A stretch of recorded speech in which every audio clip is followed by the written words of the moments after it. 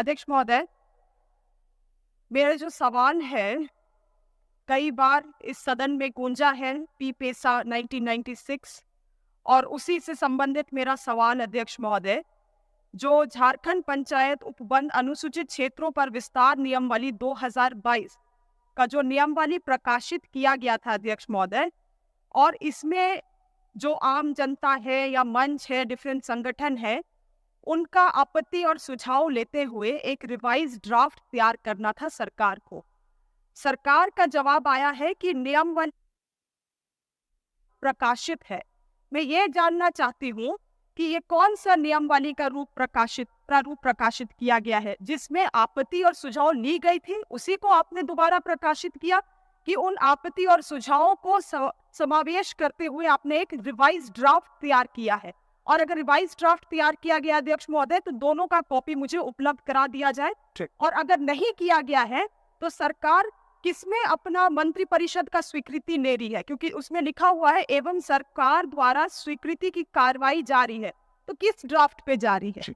माननीय मंत्री जी, महोदय, पेशा कानून के तहत सारे एक सूचना दी गई थी कि नए सिरे से इसको बनाया जाएगा, लागू किया जाएगा, कोई भी आपत्ति हो उन लोग दे सकता है।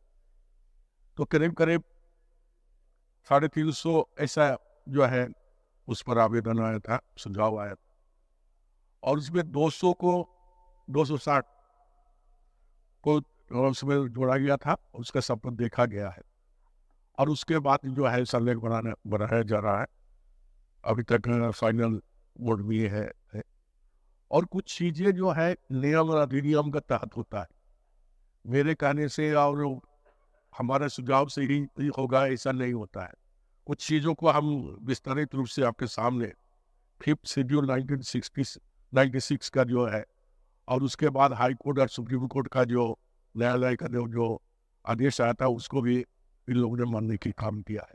उसको हम थोड़ा डिटेल्स में हम पढ़ देते हैं तो शायद मंडलीय सदस्य को सहूलियत होगा, उसके बाद जो पूछेंगे सुनिए। महोदय, किसी भी अधिनियम के अंतर्गत नियमावली का गठन किया जा सकता है। राज्य के मंत्रिमंडल द्वारा पारित अधिनियम की ही सरकार की नियमावली की गठन की शक्तियां प्रदत्त करती है। भारत सरकार का पैसा अधिनियम 1996 5G शेड्यूल राज्य की 5वीं अनुसूचित क्षेत्र के लिए अधिसूचना लागू करने की शक्ति देती है। पैसा शेष 8 राज्यों ने भी समान प्रक्रिया को पालन किया है। पहले अधिसूचना जारी की तथा उसके बाद अपने अधिनियम के तहत नियमावली जारी किया। पहले अधिनियम को स्वीकृत किया जाता, फिर नियमावली बनाया गया। तो जो एक्ट है सब कोई जानता है, JPRA 2001 के धारा 131 के अंतर्गत पेशा नियमावली बनाने की शक्ति दी गई है। माननीय सर्वोच्च न्यायालय एवं झारखंड उच्च न्यायालय द्वारा झारखंड पंचायती राज अधिनियम 2001 को 5वीं अनुसूचित क्षेत्र में विस्तारित करने के लिए संवैधानिक रूप से सही ठहराया गया है।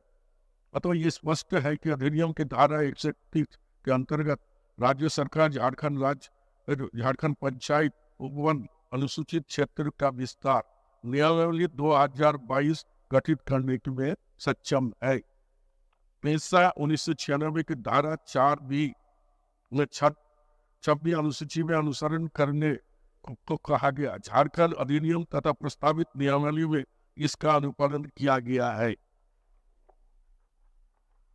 उक्त धारा के संदर्भ में माननीय हाईकोर्ट द्वारा कहा गया है कि 5वीं अनुसूचित क्षेत्र 6वीं अनुसूचित क्षेत्र की धाराएं लागू नहीं की जा सकती है, क्योंकि संविधान में शेषा प्रावधान नहीं है, केवल अनुसरण मात्र किया जा सकता है, जिसकी झारखंड पंचायती राज अधिनियम में अनुपालन किया जा रहा है।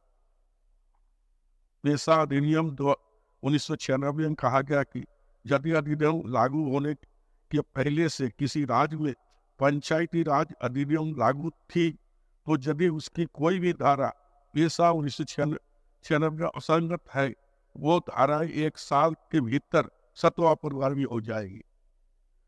अतः सभी पेशा राज्य 1996 का नया अधिनियम बनाने के लिए और काम कर रहे हैं।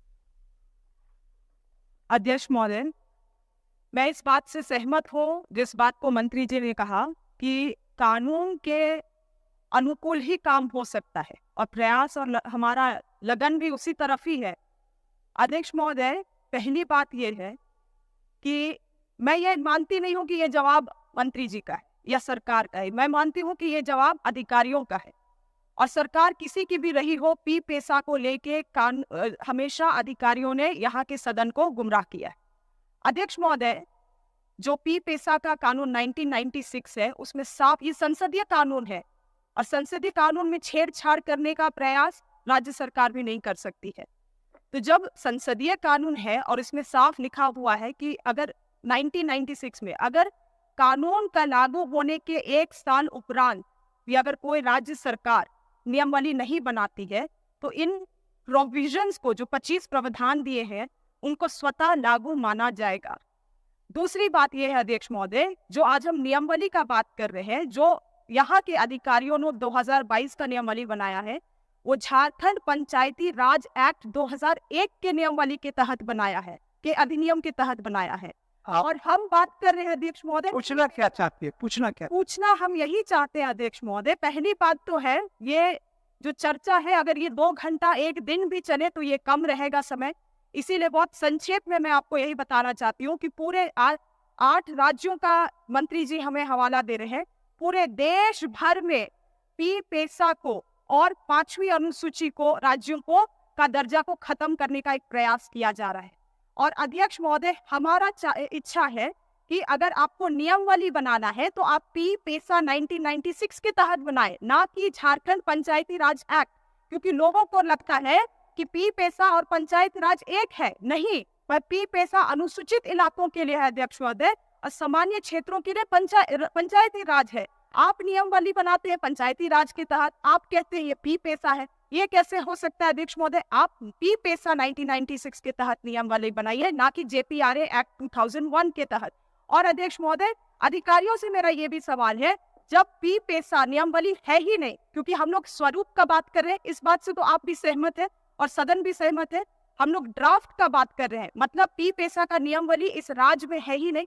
तो ऐसे कौन अधिकारी है अध्यक्ष महोदय इस सरकार में जो हाईकोर्ट जाते हैं और एफिडेविट फाइल करते हैं that the provision of P-PESA Act are fully in force in scheduled areas of the state? तो क्या ये कोर्ट को, हाई कोर्ट को और सुप्रीम कोर्ट को गुमराह करने का बात नहीं है?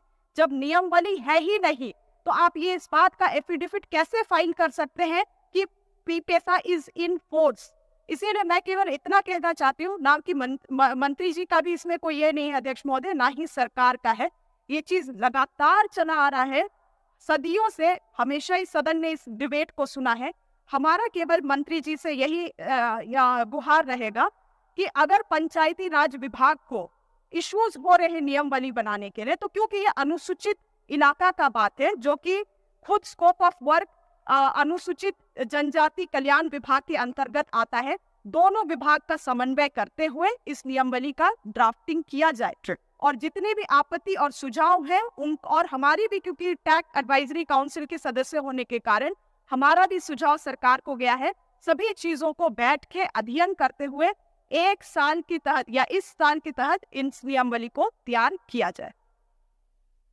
महोदय, टीएससी का मीटिंग में भी सभी माननीय सदस्य जो टीएससी का सदस्य है उनको भी बुलाया भी गया था और उसमें शायद एक सहमति बनी थी, कई लोग ने अपना सुझाव भी दिया। आपत्ति और सुझाव जो बात हम कहे कि सारे लोगों से मंगाया गया था और उसी में 260 को स्क्रूटनी करके उसको भी सुझाव को रखने के काम किया है सरकार की ओर से। दूसरी बात है कि माननीय सदस्य का कहना है कि शेड्यूल और डिशेड्यूल इलाका के लिए अलग अलग नियम बना हुआ है। पी पेसा में शेड्यूल इलाका में 2001 पंचायती एक्ट के तहत नहीं हो सकता है। तो मैं इस चीज को भी दिखवा देते हैं, ठीक, और इनका सुझाव भी हम लेकर चाहेंगे। ठीक, जब वो कह रहे हैं कि शेड्यूल और नॉन शेड्यूल का अलग होना चाहिए, तो पी पेसा शेड्यूल इलाका में लगेगा, तो उसका अधिनियम क्या है जो 2000 एक्ट जो झारखंड सरकार के जो पंचायती एक्ट बना है उसको हस्तक्षेप कर सकता है या नहीं कर सकता है? अगर नहीं कर सकता है तो उसको टच नहीं किया जाएगा। माननीय सदस्य श्री नीलकंठ सिंह मुंडा।